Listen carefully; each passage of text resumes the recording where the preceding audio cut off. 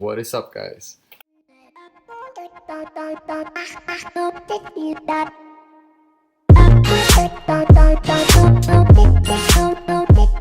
to my first YouTube video. And in this video, like the title says, right up there, we're going to talk about if I think Bitcoin can go to 100,000. And the short answer is absolutely yes. But before we do that, I'm just going to give a quick introduction. My name is Andreas. I come from Norway, and I've been in the Bitcoin space now for 3 years. I first discovered Bitcoin in June of 2017, and that's when I first bought my first few Bitcoins in June of 2017, and I have been accumulating ever since. I really enjoyed following this space over the past 3 years, and now I think it's time for me to, give my opinion and share my opinions with the world, and hopefully some of my thoughts will add to your thoughts, and that will give you a clearer picture as well of what's going on. So in this video, I'm going to be covering some of the things that I find important to look at to realize how easy it is for Bitcoin to go to $100,000. I'd really appreciate it if you could subscribe, turn on your post notification bell. And the first thing we will be looking at here, as you can see right here, this is a chart over inflation. And as you can see here, Venezuela has 2,300% inflation. Which is really sad because their currency is basically worth as much as toilet paper. And then you have Zimbabwe, Sudan, Lebanon. But one of the things I find interesting is that if you actually count these countries, 1, 2, 3, 4, 5, 6, 7, 8, 9, 10, 11, 12, 13, 14, 15, 16, 17, 18, 19, 20, 21, 22, 23, 24. In fact, there are 25 countries currently that has over 10% inflation. Just think about that. If you're living in 25 countries in the world where inflation is over 10%, that means your money is losing 10% or more value all the time. Every year, Bitcoin is capturing a small portion of these people. Of course, not everybody is going to just switch to Bitcoin, but what ends up happening, as you can see in Argentina, Lebanon, South Sudan, Iran, all of these countries are starting to buy more Bitcoin, and you can look that up on local Bitcoins, and you can see the graphs that in all of these countries, people are they keep buying Bitcoin. And the reason why they do that is because they have to take care of their family, protect their assets, have shelter, so they can provide for their families. I mean, when you live in a country where the currency gets devalued, your retirement money, your 401k, whatever they have in their countries, all of that is just getting devalued by the day. You have to find different ways to protect your family so you can literally put food on the table.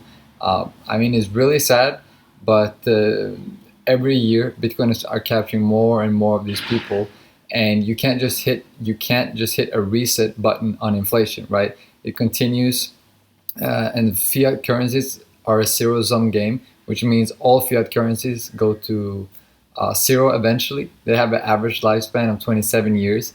So a lot of money are going to come into Bitcoin because there's a lot of countries suffering from inflation. And even if you live in a good country, inflation will never stop. So in the end, fiat currencies are a zero-sum game. And basically, they're all looking for a new system, a new monetary system, where you can put your money that is not going to get devalued. And that system, in my opinion, is Bitcoin, because we know for a fact there's only going to be 21 million Bitcoin, which means you can't print more Bitcoin, you can't devalue it, you can't centralize this, which is really important to have for a strong and hard currency that people can trust. And money printing is one of the biggest catalysts why Bitcoin will eventually go to 100,000 in the near future. Whether it's 2 or 3 or 4 years, nobody can tell you that, but that it's going to get to 100,000, it's for sure, 100%. No, I'll say 99.9%, just to leave it open right there. And the next thing I like to look at is how many internet users are there in the world. As you can see here, in Asia in 2009, there was 764 million internet users in Asia. And now there's 2.3 billion internet users. And as you can see here, Asia adds around 250 million users every single year. And if you add in Europe, you add in North America, if you add all this together, the world every year 300 to 400 new people get access to the internet. That means 300 to 400 million people have access to information about Bitcoin, right? And a lot of these people who get new access to internet, who's never had that before, come from countries where they need to find ways to protect themselves because they're living in countries where the government are abusing their power, where it's corrupt. And if you think about it, that's 300 to 400 million people that are getting access to internet, which means they have access to the information about Bitcoin. And if Bitcoin just captures 1% of that, that's 3 million new people to Bitcoin every single year. If it captures 0.5%, it's 1.5 million new people to Bitcoin every single year, right? And Bitcoin are going to capture these people. They're going to capture people who live in countries with inflation. So all of this is just going to add up because people are going to find Bitcoin. And it's as simple as Bitcoin is just better. It's 21 million, that's it.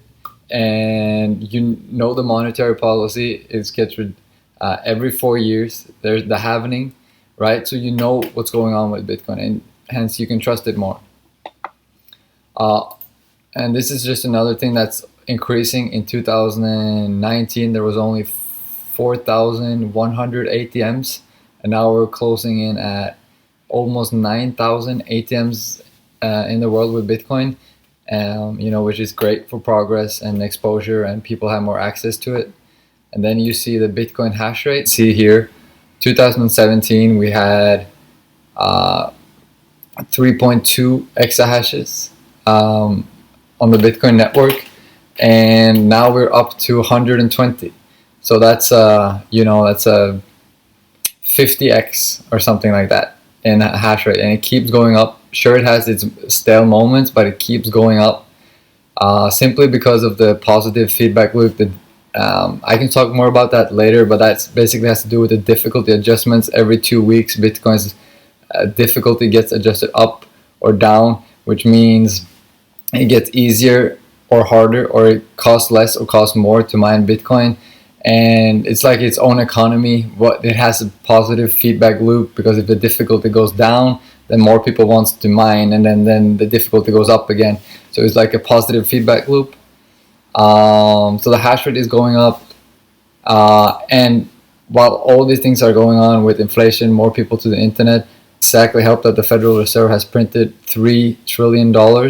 And lately, a lot of prominent figures like Paul Tudor Jones, Anthony Pompliano, you know, with this Morgan Creek, Gary Silbert with Grayscale, a lot of prominent figures are coming out supporting Bitcoin and putting their trust in Bitcoin, because what's happening now with the Federal Reserve just printing money, it's a road that never ends. Like, you have to keep printing so the economy doesn't collapse. But at the same time, when you keep printing, more and more people are going to look for other ways to store their money, and then slowly over time, like has been happening over the last 10 years, people are going to put their money into assets that they can trust.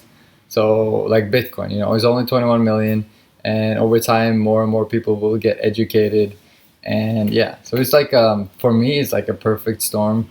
Like, all of these things are going to lead to Bitcoin reaching a price of 100,000, more internet users, much inflation, distrust in governments, money printing, people being tired of authority abusing their power, people wanting to protect their own assets. Like, all of these things are going to lead to a price of 100,000 of Bitcoin. And do I think Bitcoin will go higher than 100,000? Of course, because to me, this is a zero-sum game. Fiat currencies are a zero-sum game. They will all go to zero one day. That money has to go anywhere. And it's only natural that that money is going to go to the most secure computing network on the world, you know, so, and that is Bitcoin. And that's going to be a process. If it's going to take 10 years or 20 years before all the fiat currencies are gone, nobody knows, but they will be gone. People know that. And so that was my first video. I hope you learned something, and I would really appreciate it if you could subscribe, turn on your post notification bell, and I'll see you guys next time. Peace.